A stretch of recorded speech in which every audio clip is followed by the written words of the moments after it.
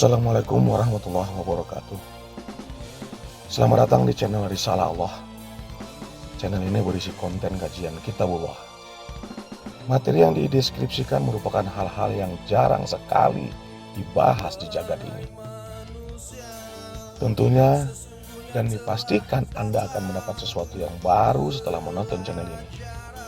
Dipastikan juga bahwa apa yang dideskripsikan channel ini bukan merupakan pola pikir saya sendiri dan bukan merupakan pola pikir manusia lainnya. Tapi yang dideskripsikan ini adalah sesuatu yang berasal dari Kitabullah dan yang pasti akan mencerdaskan, bukan membodohi. Silakan subscribe, like, dan share jika berkenan dan dirasa bermanfaat bagi kita semuanya.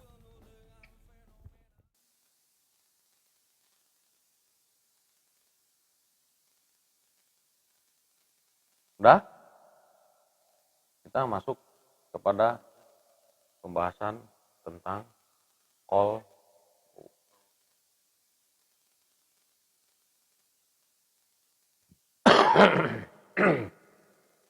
Berarti akalnya sama gitu kan? Amat, amat lah.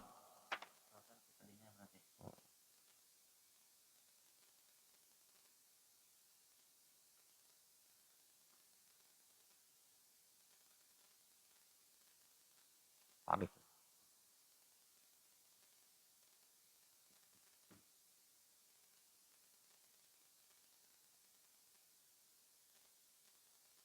Di An-Nur ayat 37.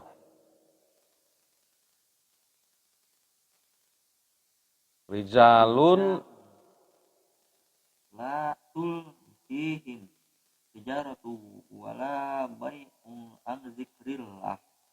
Laki-laki yang tidak dilalaikan oleh perniagaan dan tidak pula oleh jual beli. Nah, ini laki-laki. Najis sebenarnya. Pak, laki-laki itu gimana sih? Ini laki-laki. Jadi laki-laki itu latul hihim. Ini kata lahiyah nih. Dia tidak larut. Tidak lalai. Ngerti nggak?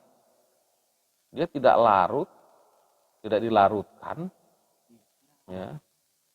Tidak dilalaikan oleh tijarah, oleh perniagaan. Wala bay'un. Juga tidak larut oleh jual beli. Dari mengingat. Nah, ini laki-laki seperti ini.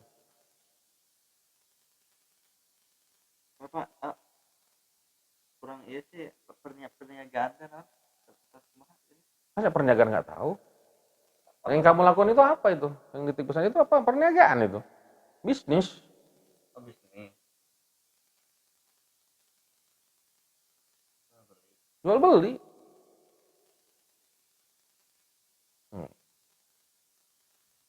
Enggak larut dia.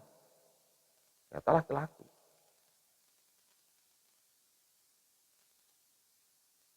Dia tidak dikendalikan oleh perniagaan dan jual beli. Tapi dialah yang mengendalikan harusnya.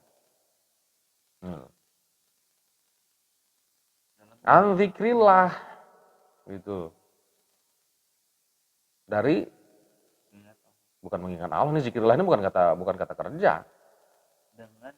Dari pelajaran Allah, dari peringatan Allah. Gitu loh. Bukan mengingat Allah. Zikrullah artinya bukan mengingat Allah, itu kata posesif itu.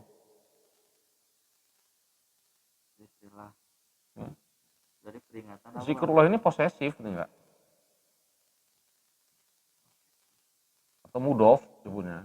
Artinya peringatan Allah. Naon peringatan Allah teh? Kitabullah. In huwa ila zikrullah. In huwa ila zikrulil alamin. Quran itu adalah zikrun. Enggak. Kalau mengingatkan kata kerja. Ini bukan kata kerja. Jadi rijal itu ikut jadi ngebahas rijal, kita ngebahas kolbu nih ya. Apa?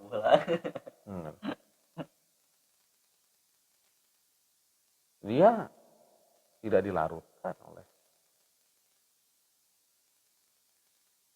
segala macam perniagaan dan jual beli.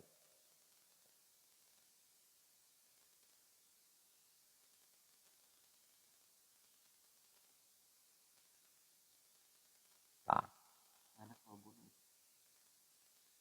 wa iqamis shalah wa ita'iz zakah,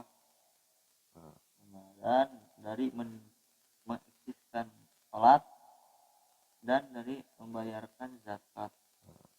Zakat ya khafuna yauman tataqallabu nah fihi eta qulub. Mereka takut. Loyal apa maksudnya? Khauf. Mereka mereka takut kepada mereka khawatir, ada kecemasan, ada kegundahan. Khauf itu cemas, gundah, galau. Ada kegundahan, ada kecemasan, ada kegalauan terhadap satu kondisi. Ya. yaum. Tataqallaba fihi.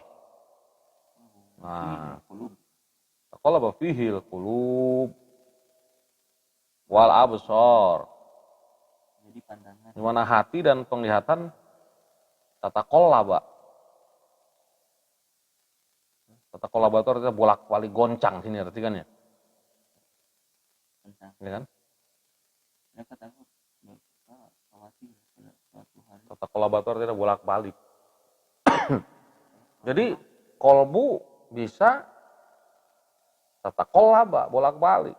Seperti bumi. Bumi itu ada dua sisi kan? Dia berputar kan?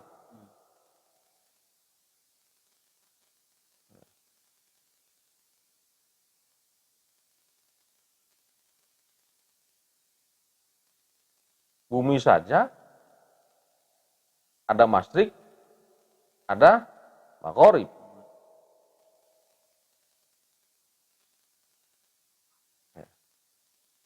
Ada siang, ada malam. Apakah manusia berubah oleh siang dan malam? Apakah kolbu kita akan berubah oleh siang dan malam? Nah, ini dia. Jangan buru-buru bilang enggak, tapi kenyataannya, gitu kan?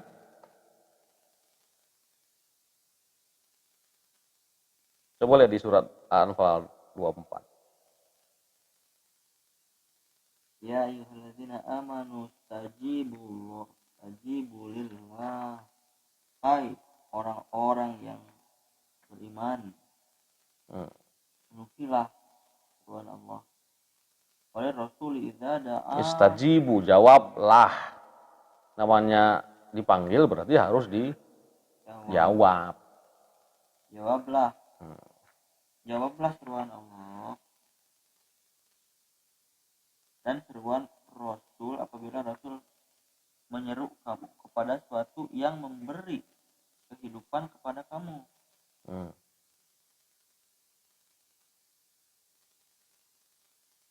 Idza da'akum lima yuhibbukum wa'lamu anna Allah yahulu bainal mar'i wa qalbihi wa annahu ilaihi tuhsyarun. Kamu ketahuilah bahwa sesungguhnya Allah membatasi antara manusia dan hatinya, dan sesungguhnya kepadanya lah kamu akan dikumpulkan. Pasti nggak ngerti ini aja sih ngajarin. Pasti mau ngerti. Mana maksudnya teh? Wa'lamu anallah yahulu bainal mar'i wa qalbi wa annahu ilaihi tuhsyarun. Jadi Allah membatasi antara manusia dan hatinya. Gimana ini maksudnya? Ini ayat Madaniyah. Tanzil kedua di Madinah. Setelah Al-Baqarah. Nyambung tak? Ngeling ya? Connect tak? Hah? Ayat Madaniyah, Tanzil kedua di Madinah. Tanzil kedua di Madinah. Ini kan nama prakasi Tanzil itu, ya kan? Tanzil kedua di Madinah.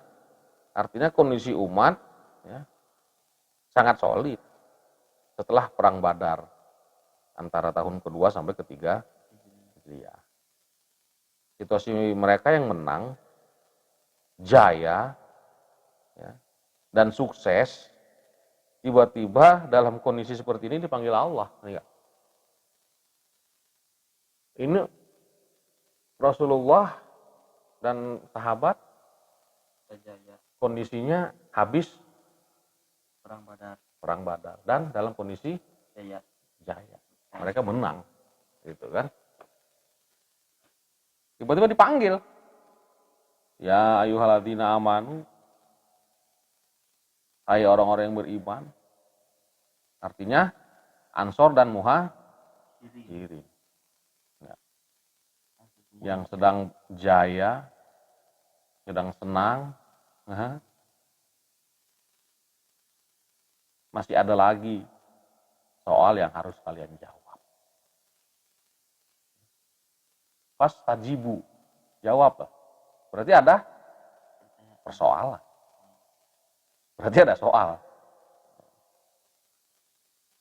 Jawablah soal kalian dengan jawaban. Tapi jawabannya harus dari Allah dan Rasul.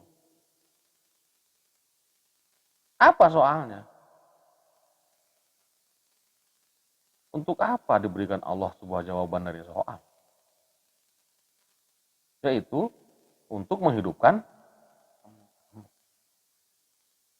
Aneh nggak? Padahal baru menang. Ya kan? Mengapa ada jawaban seperti ini? Kalimatnya adalah lima yuhyikum, kan? Untuk menghidupkan kalian. Berarti ada yang mati kan? Iya. Oh, Bu. Ya. Berarti ada yang mati. Apa yang mati? Nah, kita kan memahaminya lewat konteks sunnah. Di saat pulang dari Badar, Muhammad kelihatan aneh sikap Rasulullah. Ditanya oleh Umar, ada apa ya Rasulullah? Mengapa engkau tidak ceria? Lalu Rasul berkata, apa yang kalian rasakan saat ini berbeda dengan apa yang aku rasakan. Jadi tadi kalian ceria dengan pulang membawa gonimah atau gonimah, harta rampasan perang. Dirampas. Hah? Harta rampasan perang. Ya, artinya orang yang kalah perang itu Dirampas harta. bukan dirampas sebenarnya, Mas. Salah kalimat harta rampasan perang. Jadi aset-aset yang diambil dari orang yang kalah perang. Aku melihat di kondisi kalian sedang gembira itu ada yang mati.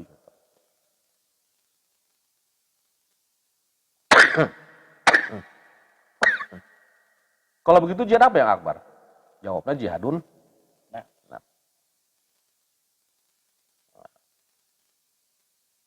Konotasi seperti ayat ini di Al-Quran ada cuma satu-satunya. Atau hafaks lego mena. Kita bahas tuh kan? Atau the only. Hanya satu-satunya. Kalau kita ilustrasikan, ayat ini seperti gerhana matahari.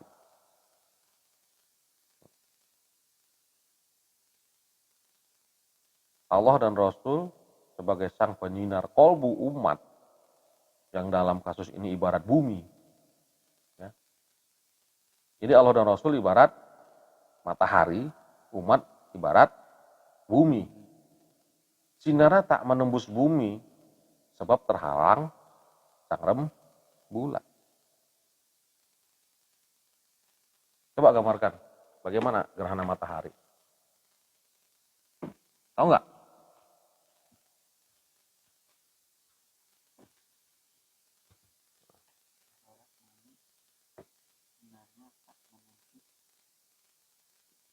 Rembulan itu ibarat aksesoris. Ibarat bumi sinarnya tak menembus bumi. Hmm?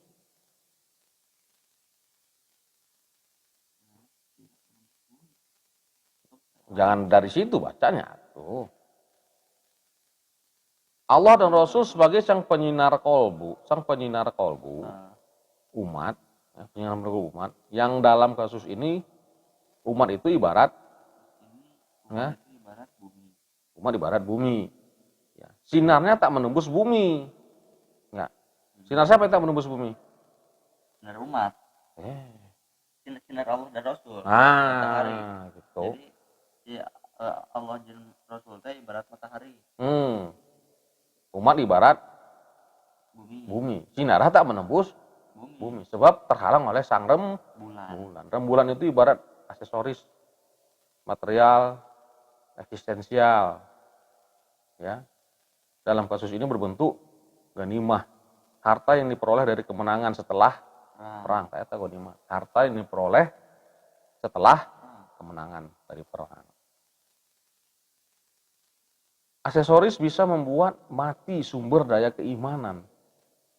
Sehingga Allah tak menyinari langsung kalbu manusia. Tapi via kemenangan. Via materi. Eksistensi. Padahal kalian semua akan pulang. Tuh Syarun. Tuh Syarun akan pulang. Back to basic. Bukan back to moon. Atau back to bulan. Ya. Pada akhirnya kalbu bisa mati. Sinarnya dibuat oleh bulan itu. Nah,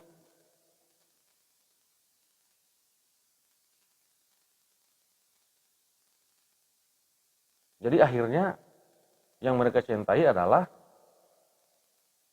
harta kemenangan itu kan.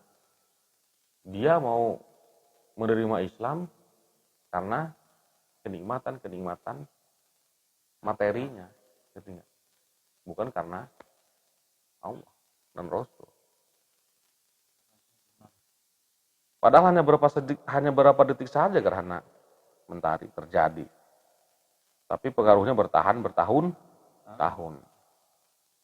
Inilah yang disebut dengan obsesi.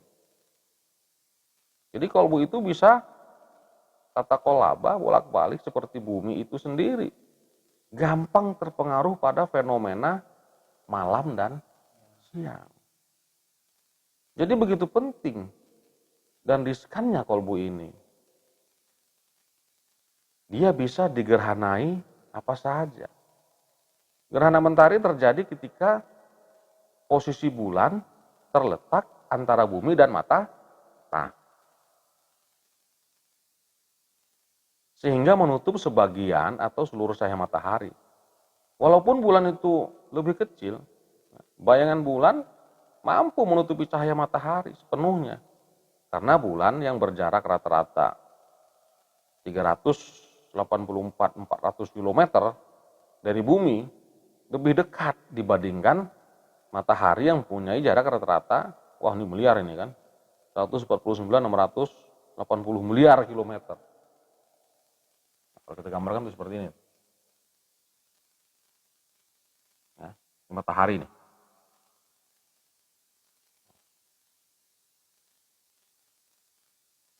Ya kan? Ini matahari. Ini bumi. Bumi lebih kecil dari matahari. Bumi kan mengelilingi matahari kan? Rotasinya. Nah, ini kan harusnya sinar matahari ini langsung ke bumi kan? Nah, ini langsung sinar matahari nih, anggap sinar matahari. Gitu kan? Nah, sinarnya itu terhalang oleh ini rembulan. Rembulan.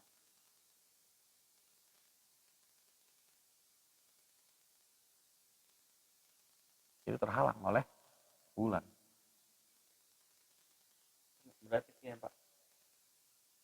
Kenapa? Kan matahari itu lebih besar daripada bulan. Kenapa ketutup semuanya? Karena jaraknya itu jauh, Hmm. gitu kan? Hmm. Namun deket mah Hmm. bisa kan ya? Karena jarak bulan lebih dekat dengan bumi. Ini nggak? Karena Jarak bulan lebih dekat dengan bumi. kalau lebih dekat dengan matahari, Nah, beda deh. lebih dekat matahari mah tutung orang. Mual kuat. Tutung orang. Kuat.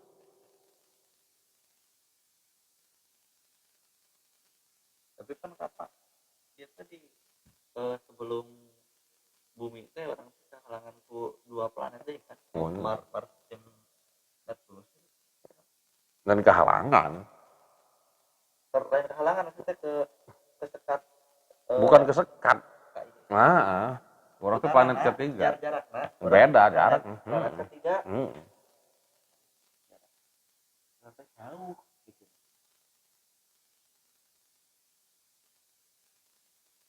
Makanya abang nggak begitu tertarik menyampaikan dakwah untuk bab yang basir-basir gitu ya. Yang baca anu nanti akan dapat anu. Akhirnya orang Islam itu karena itu ngerti nggak? Karena bulan itu rembulan itu disebut.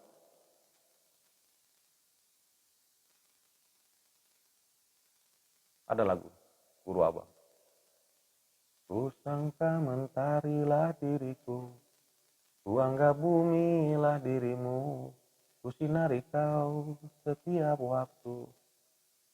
Kutumbuhkan indah bunga di tanahmu, ternyata gerhana yang terjadi cahaya bulan yang kau nikmati. Jadi yang dinikmatinya adalah cahaya bulan, bukan cahaya matahari. Abang ngotot ame hadis teh hayang tereh bisa.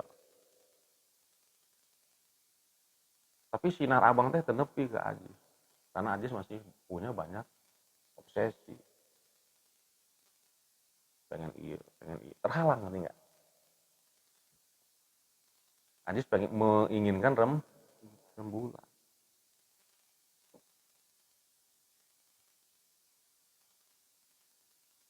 Gitu. Surga itu rembulan. Walaupun memang itu janji Allahnya gitu ya. Akhirnya makanya kita akhirnya nggak ketemu sama yang punya sang pemilik surga itu.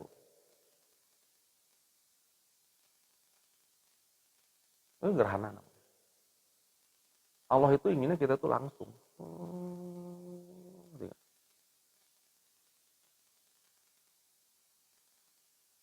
Langsung menyinari.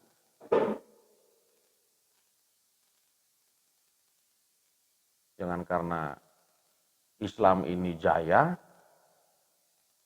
baru orang itu masuk Islam. Ya kan?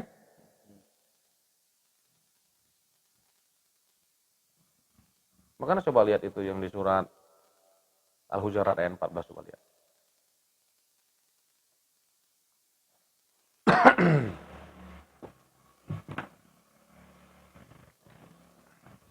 Gak ada di situ, Mas. Al-Hujurat 14? Gak ada di situ. Iya. Ada aja? Ada. Nobe, kapasitas.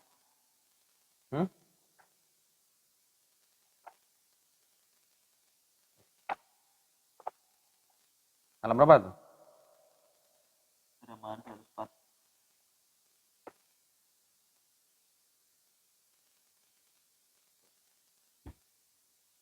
Qalatul A'rab. Oh, nyambung ya. Bener. Qalatul A'rabu amanna qul lam tu'minu walakin qulu aslamna. Orang-orang Arab Badui itu berkata, kami telah beriman. Katakanlah, kamu belum beriman. Tapi katakanlah, kami telah tunduk. Karena iman itu belum masuk ke dalam hatimu. Belum. Enggak. namanya Ada orang yang berkata, katakan, kami beriman, gitu kan. orang si Amanna, di counter sama Allah. Lam tu'minu, kalian itu belum beriman. Tapi katakan kalian itu baru Islam, ngerti nggak? katakanlah kamu itu baru tunduk. Aslam, nah itu katanya kan Aslam itu. Islam. Nah, dia baru Islam, belum iman. Enggak. Kenapa? Ya karena belum masuk ke dalam hatimu. Iman itu belum Iman itu belum masuk ke dalam kolbu. Al imanu fi qulubikum, pada kalbu kalian. Jadi ya Allah. Jadi dia itu Islamnya karena kalah perang. Ngerti nggak? Karena sudah tidak ada pilihan lain. Udah kondisi terjebak. Kondisi elek gitu. Gitu loh. Ngilu gitu.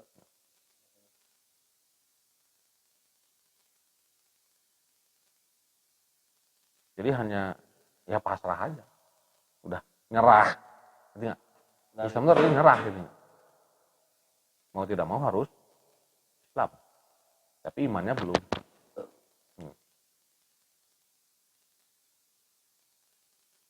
Artinya dia Islam karena rembulan.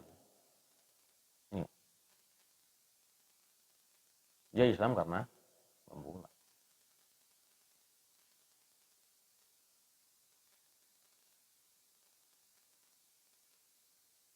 Cahaya Allah belum masuk ke dalam kolbunya. Karena terhalang oleh sang rembulan. Ngerti tadi?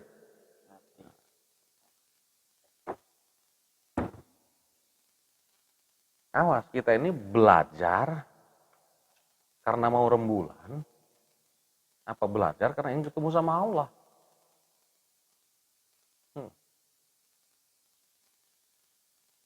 Kalau kita belajar karena ingin sang rembulan, ya paling dapat kita cuma ilmu.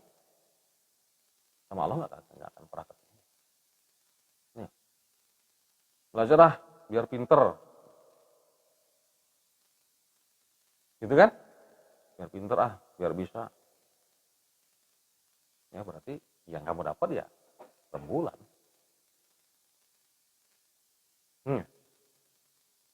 Yang kita dapat adalah cahaya rembulan. Itu terjadi gerhana.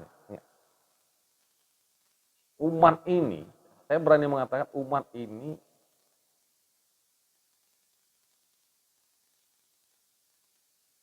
yang dinikmatinya itu adalah rembulan. Jadi terjadi gerhana ini.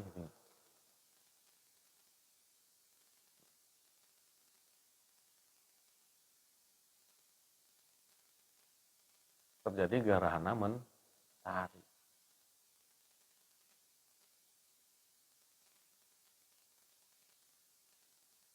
Cukup?